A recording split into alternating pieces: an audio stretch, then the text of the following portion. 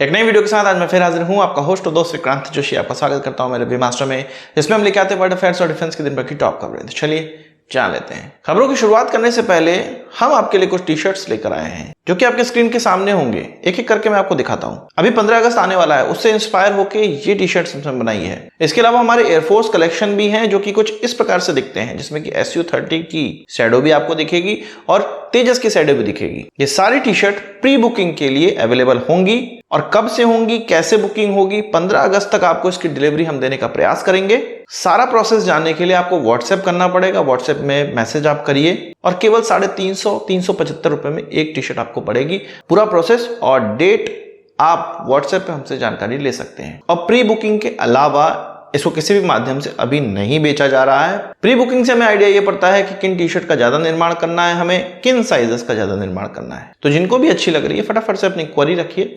कब बुकिंग हो रही है ये आपको पता चल पाएगा। हम लोग बहुत दिन से ये सोच रहे थे कि कब इसको खरीदा जाएगा, कब इसको खरीदा जाएगा। गुड न्यूज आ रही है। हम लोग मीडियम एल्टीट्यूड लॉन्ग एंड्योरेंस वाले ड्रोन्स खरीदने जा रहे हैं 97 की संख्या में। एक साइंटिफिक कमेटी बनाई गई है जिसके द्वारा पाकिस्तान और चीन की जो सीमाएं हैं हमसे लगती हुई, उनको देखने के लिए ऊपर से कितने ड्रोन की आवश्यकता पड़ेगी इसका असेसमेंट करना था। तो ये पता चला कि हमें 97 ड्रोन्स की आवश्यकता पड़ेगी और वो जो ड्रोन होंगे वो भारतीय ड्रोन होंगे, मेड इन इंडिया ड्रोन होंगे। भारत के अंदर ही उसको बनाया जाना होगा और भारत के ही डिजाइन किए हुए होने चाहिए। हम जानते हैं कि 31 ड्रोन हम लोग यूएस से खरीद रहे हैं और कुछ 46 की संख्या में ऑलरेडी हम लोग हिरॉन का इस्तेमाल भी करते हैं। पर ये ड्रोन कुछ अलग होने वाले हैं। ये कौन से ड्रोन होने वाले हैं? किसी को भी इशारा मिल जाएगा कि ये रुस्तम 2 ड्रोन होने वाले हैं। हमने ये जाना है कि रुस्तम 2 ड्रोन के सारे जो टेस्ट फ्लाइट हैं वो हो चुकी हैं और वो फोर्सेस को अब दिया जाना है यूजर ट्रायल के लिए। तो क्या यूजर ट्रायल के बाद ये जो असेसमेंट किया गया है कि 97 ड्रोन्स खरीदते हैं, उसके लिए कदम आगे बढ़ा दिया जाएगा? मुझे तो लगता है कि अभी इसमें साल भर का समय जरूर लगेगा। आपको क्या लगता है? कमेंट बॉक्स में जरूर बताइए कि क्या ये चुनाव के बाद ये प्रोक्योरमेंट होने वाला है या उससे पहले ही इसके लिए कदम बढ़ा लिया जाएगा। मैं इस शब्द का इस्तेमाल क्यों कर रहा हूं, चुनाव से पहले और बाद का? क्योंकि राफेल और जो नए कलवरी क्लास के सबमरीन का ऑर्डर दिया जाना है वो ये कहा जा रहा है कि चुनाव के बाद ही दिया जाएगा। अभी केवल नेगोशिएशन हो रहा है, प्राइस नेगोशिएशन, टेक्निकल नेगोशिएशन। क्योंकि ये भी कहा जा रहा था कि जो नए कलवरी वाले सबमरीन हैं, कलवरी क्लास के या स्कॉर्पियन क्लास के जो सबमरीन होंगे, उसमें AIP लगा हुआ आ सकता है।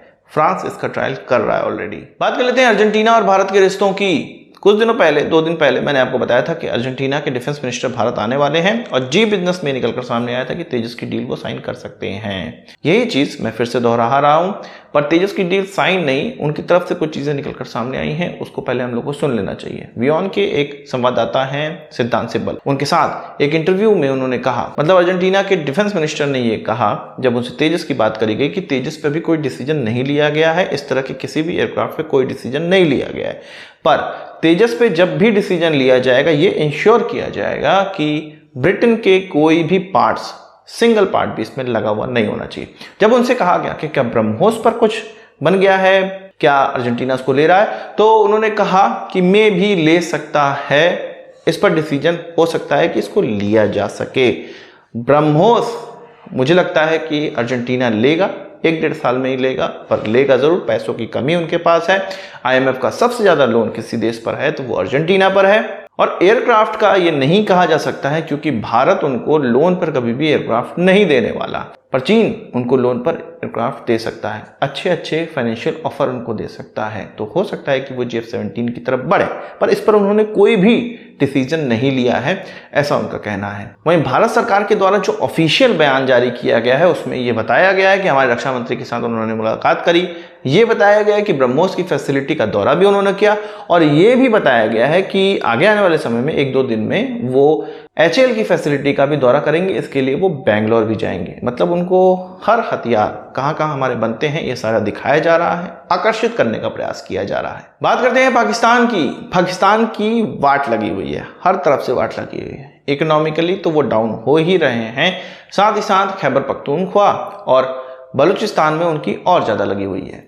असल में TTP के पीछे वो अब अफगानिस्तान तक जा रहे हैं और TTP पाकिस्तान को और ज्यादा परेशान कर रहा है। इसी कड़ी में पाकिस्तान के द्वारा अपना एक स्पेशल एम्बेसडर अब अफगानिस्तान भेजा जा रहा है कि भाई टीटीपी को शरण देना बंद करो, और टीटीपी से मुकाबले में उनकी हेल्प वो मांग रहे हैं। पाकिस्तान ये कह रहा है कि अफगानिस्तान इसको हेल्प करना छोड़ दो, टीटीपी को हमारे हेल्प करो। अफगानिस्तान ने ऑलरेडी ये कह दिया है कि हम उनको सेफ हेवन नहीं दे रहे। पाकिस्तान ये कहता है कि तुम उनको सेफ हेवन दे रहे हो। अब वो दौर के बारे में सोचिए जब अमेरिका अफगानिस्तान से बाहर निकल रहा था, पाकिस्तानी उछल रहे थे कि भाई अब ये जो भारत के पाले हुए टीटीपी आतंकवादी हैं इनकी वाट लगा दी जाएगी, इन सभी को मार दिया जाएगा।